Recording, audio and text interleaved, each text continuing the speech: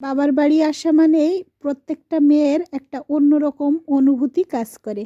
আর আমি এসেছি বাবার বাড়িতে, আর এসে তো অনেক খাওয়া দাওয়া, অনেক মজা করছি সবাই মিলে।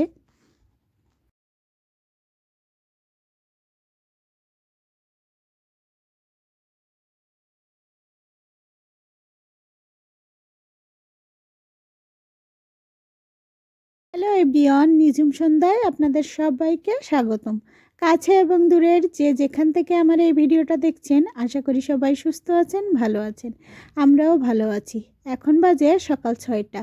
আর এখানে দেখেন আমার এক দাদারা এই ধনে পাতা লাগিয়েছে, কত সুন্দর হয়েছে। তো দেখে আমি বাড়ি চলে এসেছি। বাড়ি এসে দেখি এখানে অনেক মাছ নিয়ে আসা হয়েছে। এখানে রয়েছে বড় বড় সাইজের দুইটা সিলভার কাপ মাছ, ট্যাংরা মাছ এবং তেলাপিয়া মাছ। তো আমার বাবার বাড়ি যেহেতু ঘের এলাকায়, এই মাছগুলো কিন্তু সচরাচর সবসময়ই পাওয়া যায়। আর এখন যেহেতু একটু মাছের দাম কম, ওই জন্য এই মাছগুলো কিনে নিয়ে আসা হয়েছে।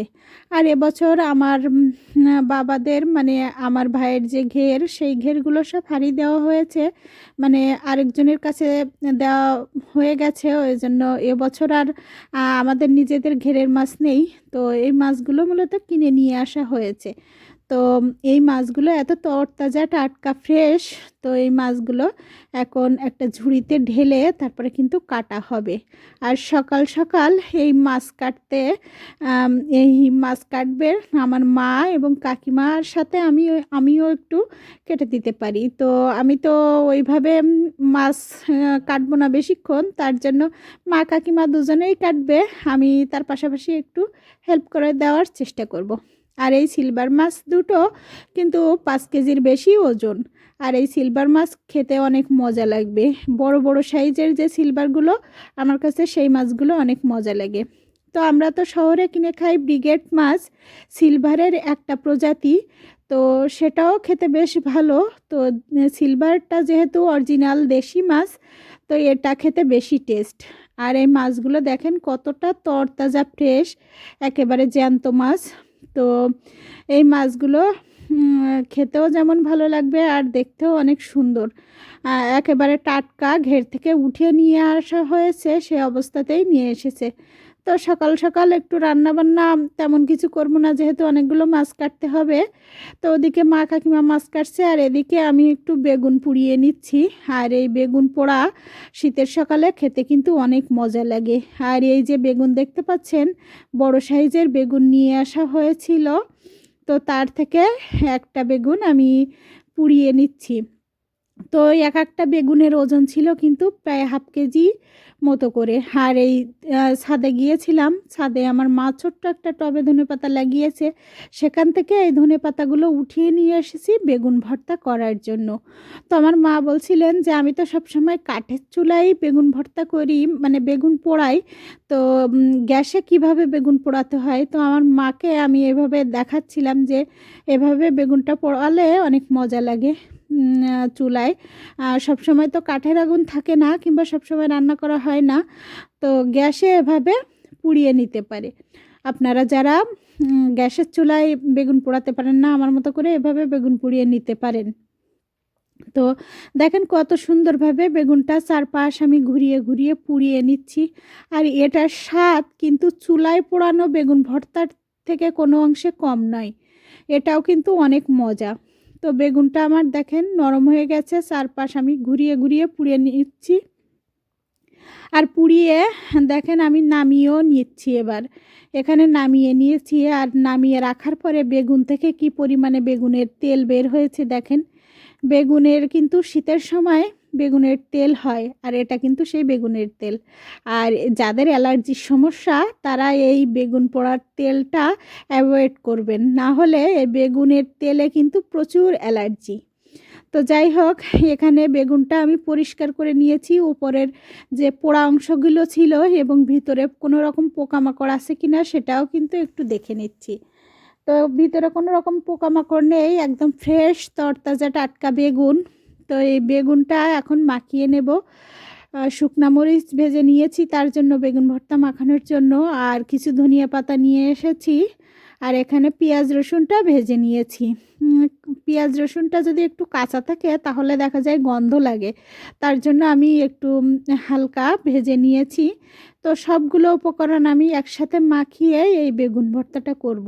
আর শীতের সকালে এমন বেগুন ভর্তা হলে কিন্তু 1 প্লেট ভাত অনায়াসে শেষ হয়ে যায়। তো কার কার বেগুন ভর্তা পছন্দ অবশ্যই জানাতে পারেন। আর এভাবে করে আমার মতো বেগুন পুড়িয়ে ভর্তা করে খেতে পারেন। এই বেগুনটা ভাজি করে ভর্তা করলেও কিন্তু অনেক মজা লাগে। আর এখানে দেখেন গ্রামের তরতাজা ফ্রেশ সরিষার তেল দিয়ে আমি বেগুন পোড়াটা মাখাচ্ছি। আর এর স্বাদ কি বলবো, আপনারা অবশ্যই করে এই বেগুন ভর্তা ট্রাই করে দেখবেন কতটা মজা। তো আমি কিছু চারা কিনেছিলাম, সকালে ভ্যান দিয়ে যাচ্ছিল, ভ্যানে করে নিয়ে যাচ্ছিল, তা ভাবলাম কিছু চারা নিয়ে নিই। মার যে টব আছে উপরে কোথাও না কোথাও একটা একটা করে বসিয়ে দেব, তার জন্য দেখেন এখানে কিছু আমি চারা কিনেছি। বোম্বাই মরিচের চারা, লাউয়ের চারা এবং এই যে কাঁচা মরিচের চারা আমি নিয়ে এসেছি। তো এই চারাগুলো আমি টবে বসিয়ে দেব। আর আমার তো গাছ লাগাতে অনেক ভালো লাগে, তার জন্য কোথাও কোনো কিছুর চারা দেখলেই আমার শুধু কিনতে ইচ্ছা করে।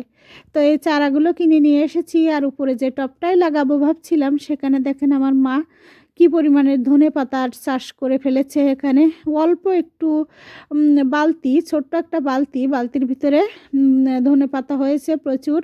আর এখানে দেখেন একটা কাঁচামরিচের গাছ উঠেছে কোনোভাবে বিচি পড়ে, তাতেও প্রচুর পরিমাণে কিন্তু মরিচ এসেছে। আর আমি এখন কিছুটা জায়গা, ওই যে সকালবেলায় বেগুন ভর্তা করলাম, এখান থেকেই কিন্তু আমি ধনিয়া পাতা নিয়ে বেগুন ভর্তা করেছি। আর সেই যে জায়গাটা ফাঁকা হয়ে গেছে, সেই জায়গাটা থেকে কিন্তু আমি যে বোম্বাই ঝালের চারাটা সেটা লাগিয়ে দিচ্ছি। তো এই ধনিয়া পাতাগুলো তো শেষ হয়ে যাবে, আর টবটা ফাঁকাই থাকবে। একটা মরিচের চারা এক কোণায় পড়ে আছে, তো ভাবলাম যে এর মাঝখানটায় আমি বোম্বাই মরিচের চারাটা লাগিয়ে দিই, তার জন্য লাগিয়ে দিলাম। আর যে চারাগুলো আমি নিয়ে এসেছি ওগুলো নিচে কোথাও না কোথাও বসিয়ে দেব। তো চারাটা বসিয়ে দিয়ে তারপরে আমি একটু জল দিয়ে নিচ্ছি। ছাদের উপর আমার মা জল দিতে আসতে একটু সমস্যা হয়, যেহেতু এখনও ঘরের কাজ সম্পূর্ণ কমপ্লিট হয়নি এবং উপরে ট্যাঙ্কি আনা হয়নি, তার জন্য কিন্তু জলের একটু সমস্যা উপরে জল দেওয়ার জন্য, ওই জন্য উপরে কোনো গাছ এখনও এইভাবে লাগানো হয়নি। আর এই লাউয়ের চারা, বেগুনের চারাটা আমি বসিয়ে দিয়েছি একটা বালতির ভিতরে। আর এখানে যে এই সরিষা শাকগুলো দেখতে পাচ্ছেন, এই সরিষা শাকগুলো আজকে উঠিয়ে বাদবাকি চারাগুলো আমি বসিয়ে দেব। আর এখানে সরিষা শাকগুলো দেখেন কত সুন্দর হয়েছে, অনেক সুন্দর হয়েছে সরিষা শাকগুলো। আর এই সরিষা শাকগুলো আমি এখন উঠিয়ে ফেলবো। তো দেখেন সরিষা শাকগুলো উঠিয়ে এখানে আমি আর বাদবাকি যে মরিচের চারা দুটো ছিল সেই চারা দুটো কিন্তু বসিয়ে দেব। আর সকালে খাওয়া দাওয়া শেষ, দুপুরবেলায় রান্নাবান্না করার জন্য এখানে দেখেন একটা ডিম পাড়া মুরগি নিয়ে আসা হয়েছিল। অনেক দিন ধরে আমার ডিম পাড়া মুরগি খেতে ইচ্ছা করছিল, তো বলেছিলাম ডিম পাড়া মুরগি আনার কথা, নিয়ে এসেছে। আর এখানে এই মুরগিটা এখন আমি কেটে নিচ্ছি। আর মুরগিটা কাটতে গিয়ে দেখি মুরগির পেটের ভিতরে বড় একটা ডিম, আর সকালেও অবশ্য একটা ডিম পেড়েছে। আর পেটে দেখেন অজস্র ছোট ছোট এই যে ডিম দেখতে পাচ্ছেন, এই ডিমগুলো। তো এই মুরগিটা শীতের সময় খেতে কিন্তু অনেক মজা লাগে। এই মুরগি সারা বছরই ডিম দেয়, লেয়ার মুরগি। তো এই মুরগিটা এখন দুপুরবেলায় রান্না করা হবে। আর এখানে মুরগিটা কেটে ধুয়ে আমি পরিষ্কার করে নিচ্ছি, আর অন্য সাইডে মা বাদবাকি কাজগুলো করে নিচ্ছে। তো এখানে মুরগির ডিমের থলিটা দেখেন কত ডিম, এই ডিমের কিন্তু অনেক দিন ধরে এই মুরগিটা ডিম পাড়তো। তো এখন যেহেতু কেটে ফেলা হয়েছে, এখন আর কি করা। তো আমি এখন এখানে মাংসগুলো তৈরি করে নিচ্ছি। তো মাংসগুলো তৈরি করে কেটে ধুয়ে তারপরে এখানে দেখেন আমার মা দুপুরে রান্নাটাও বসিয়ে দিয়েছে। আর এই শীতের সময় এই মুরগি খেতে কিন্তু অনেক ভালো লাগে। এদিকে আমার মা রান্না করছে, আর অন্যদিকে আমার বোন আর আমি চলে এসেছি একটু মিষ্টির দোকানে। তো এখানে এই টাইমটাই এখন প্রায় 12টার কাছাকাছি বাজে। তো এখন কিন্তু এই টাইমটায় এই দাদা এখানে আমাদের মিষ্টির দোকানে জিলাপি ভাজে। তো 11টা সাড়ে 11টার দিকে এখানে জিলাপি ভাজা শুরু হয়। তো বললাম যে আমরা একটু জিলাপি নেব। তো আমরা যেহেতু শেষ মুহূর্তে চলে এসেছিলাম, তো দাদা বলছিল ঠিক আছে আমি জিলাপি ভেজে দিচ্ছি। তো আমি ভাবলাম যে আমি একটু রসে ডুবাই, আমি তাহলে রসে ডুবিয়েই গরম জিলাপি নিয়ে যাব। তার জন্য দাদা ভেজে দিচ্ছে আর আমি কিন্তু এই রসে ডুবাচ্ছি। আর আমার ভাই বোনগুলো পাশ থেকে কিন্তু চারপাশ থেকে দাঁড়িয়ে আছে। তো সবাই মিলে আজকে জিলাপি খাবো, গরম গরম জিলাপি একেবারে কড়াই থেকে উঠিয়ে নিয়ে আসা। এই জিলাপির টেস্ট কিন্তু অন্যরকম। এই যে আমার ভাই একটা চলে এসেছে আমার পাশে, তো খেতে চাইনি প্রথম পর্যায়ে, তো ওকে ডেকে জোর করে দিয়েছি। যাই হোক, ও পছন্দ করে গরম গরম জিলাপি। তো এখান থেকে অনেকগুলো জিলাপি নেব আর এখানে একটু চিনির শিরার ভিতরে চুবিয়ে নিচ্ছি। দেখেন কত সুন্দর, আমার তো অনেক ভালো লাগছিল। একেবারে তরতাজা জিলাপি রসের ভিতরে দেওয়ার পরে রসে ডুবে টইটুম্বুর হয়ে যাচ্ছিল, দেখতে ভীষণ ভালো লাগছিল আর খেতে তো একেবারে অনেক মজা লেগেছে। তো তার মাঝখানে এক দাদা রাস্তা দিয়ে যাচ্ছিল, উনি আবার বলছে যে ময়দা চিনি তেল সব কিছুই একসাথে মিক্সড করে জিলাপি ভাজা যায় না। তো সেই বিষয়টা শুনে খুব হাসি পাচ্ছিল এবং হাসতে হাসতে আমরা দুই বোন জিলাপি নিয়ে বাড়িতে যাচ্ছিলাম। আর বাড়ি এসে আমরা সবাই জিলাপি খাচ্ছি এখানে দেখেন। আর আমি আমার ছোট্ট ভাইটাকে রাখছিলাম একটু জিলাপি খাওয়ার জন্য, গরম গরম জিলাপি। ওর অবশ্য অতটা বেশি পছন্দ না, সেটা তো আমি আর জানি না। তো আমি ভাবলাম যে কোনো জিনিস আনলে ওকে না দিয়ে খেতে যেন কেমন একটা লাগে, তার জন্য ছোট্ট ভাইটাকে আমি ডেকেছি, বললাম যে আসতে। তো ও চলে এসেছে, এই যে দেখেন নাচতে নাচতে চলে এসেছে। আমার ছোট্ট ভাইটা অনেক লক্ষ্মী ভাই, ও অনেক কিউট। তো ওকে আমি যা বলি তাই শোনে। মাঝে মাঝে এই যে ফোনে কথা বলতে চাইলে সে ফোনে কথা বলে না, কিন্তু বাদবাকি সামনাসামনি থাকলে যে কথাই বলি শোনে। তো খুশি মনে একটা জিলাপি নিয়ে দেখেন বাড়ি চলে যাচ্ছে আমার সোনা ভাইটা। তো যাই হোক, হ্যাঁ, ও জিলাপি খেতে খেতে চলে গিয়েছে। আর এদিকে আমাদের মাছের ঘের থেকে দেখেন এখানে মাছ পাঠিয়ে দিয়েছে। তো এখানে রয়েছে হরেক রকমের মাছ। তো এখানে কিছুটা রুই মাছ রয়েছে, আবার মৃগেল মাছ রয়েছে, কই মাছ রয়েছে, গলদা চিংড়ি এবং পুঁটি মাছ। তো কয়েক পদের মাছ কিন্তু এখানে রয়েছে। আর এই মাছগুলো এখন আমার মা কাটবে। তো এখানে মুরগিটা আমি রান্না শেষ করছি আর এখানে কিন্তু আমার মা মাছগুলো কেটে নিচ্ছে। তো যাই হোক, এখানে দেখেন গ্রামের তরতাজা ঘেরের মাছের ঘের থেকে মেরে আনা কত সুন্দর ফ্রেশ মাছ। আর এই মাছ দিয়ে যেটাই রান্না করব সেটাই কিন্তু ভালো লাগবে। এখানে যে কই মাছগুলো ছিল, এই কই মাছগুলো ভাবছি আজকে ভাপা করব। তো মাছ কাটার পরে দেখেন সন্ধ্যার টাইমে একটু চলে এসেছিলাম আমাদের মন্দিরের সামনেটায়। আর এখানে মতুয়ার যে অনুষ্ঠান হয়, সেই মতুয়ার অনুষ্ঠান করার জন্য আমাদের গ্রামের মেয়েগুলোকে প্রশিক্ষণ দেওয়া হচ্ছে। তো ওরা নতুন নতুন শিখছে, তো ওদের বেশ ভালো লাগছে। আর আজকে কিন্তু হাটবার, আমার বাবার বাড়ির এই যে স্কুল মাঠটাই, এখানে কিন্তু হাটও হয় প্রত্যেক রবিবার এবং বৃহস্পতিবার। তো এখানে হাট হচ্ছে, পাশাপাশি কিন্তু এখানে ওরা এইগুলো প্র্যাকটিসও করছে, এই যে ডাঙ্কা বাজানো প্র্যাকটিস করছে। তো ভাবলাম সন্ধ্যাবেলা একটু আসি, প্রত্যেক দিন কানে শুনি কিন্তু আসা হয় না, তো আজকে এসেছি। আর এখানে দেখেন এই ঠান্ডায় বাতাসে এখানে হাট বেশিক্ষণ হবে না, এখন কিন্তু প্রায় 8টা বেজে যাওয়ার মতো হয়েছে। আর শীতকালের রাত, গ্রামে 8টা মানে অনেক মানুষজন ঘুমিয়ে পড়ে। আর এখানে হাট এখনও চলছে। তো এনারা এখন কিন্তু চলে যাবেন, আমাদেরও বাজারঘাট শেষ। তো একটু ক্ষুধাও লেগে গিয়েছিল, ভাবছি একটু বাড়ি যেয়ে ভাত খাবো। আর সকালবেলায় তরতাজা যে মাছ নিয়ে এসেছিলেন সেই আমার হাজব্যান্ড, সেই মাছগুলো কিন্তু এখন সিলভার কাপ মাছটা রান্না করা হয়েছে। তো আমার মা বলল যে গরম গরম এটা রান্না করে দিই, না হলে মজা লাগবে না। আর এখানে অনেক রকম তরকারি থাকা সত্ত্বেও কিন্তু আমার মা তরকারিটা রান্না করেছে।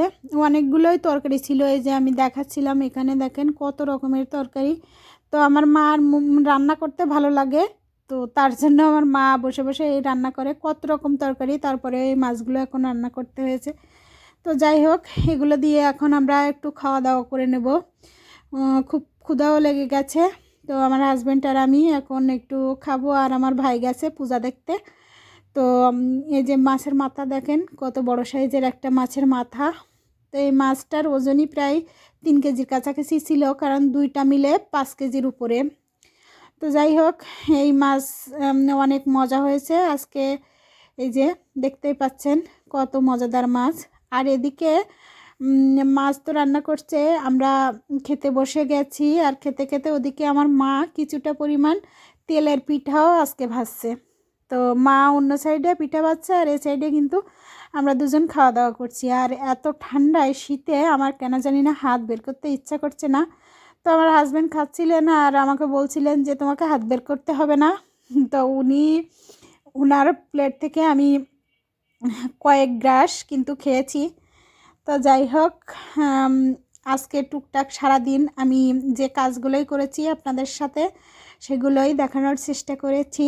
তো এখানে দেখেন আমরা দুজন মিলে একটু খেয়ে দিয়ে নিচ্ছি, আর ওদিকে আমার মা পিঠা ভাজা করছে। তো আজকের ভিডিওটা আপনাদের কাছে কেমন লাগলো অবশ্যই জানাবেন। আমার ভিডিও কোথাও কোনো অংশে যদি একটুকুও ভালো লেগে থাকে তাহলে আমাকে সাবস্ক্রাইব করে রাখতে পারেন, আমার নতুন বন্ধু হয়ে থেকে যেতে পারেন। তো আজকের ভিডিওটা আর কন্টিনিউ করছি না। যদি আমার ভিডিও আপনাদের ভালো লেগে থাকে তাহলে অবশ্যই আমার পাশে থাকবেন। তো আজকের মতো এই পর্যন্ত, দেখা হবে পরবর্তী কোনো ভিডিওতে। সবাই সুস্থ থাকবেন, ভালো থাকবেন। ধন্যবাদ সবাইকে।